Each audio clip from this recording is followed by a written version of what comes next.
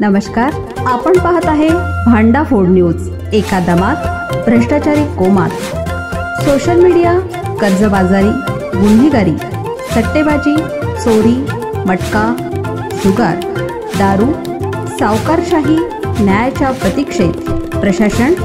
भांडाफोड news, एका दमात भ्रष्टाचारी कोमात। आलास गावात महावितरणच्या दुर्लक्षामुळे घातपात होण्याची शक्यता।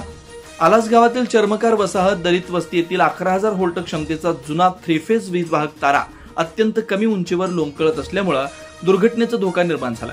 लहान मुलं या परिसरात खेळत असताना कोणतीही दुर्घटना घडू शकते अशी स्थिती स्थानिक नागरिकांनी व्यक्त केली।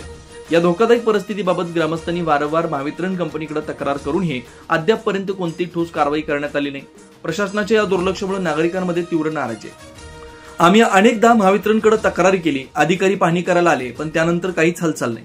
कुणाचा जीव गेल्यावरच महावितरण जागा होणार का, असा संतप्त सवाल वसाहतीतील नागरिकांनी उपस्थित केला। या संदर्भात महावितरणने त्वरित दखल घेऊन संबंधित वायरची दुरुस्ती करावी, अन्यथा ग्रामस्थांनी आंदोलनाचा इशारा दिला।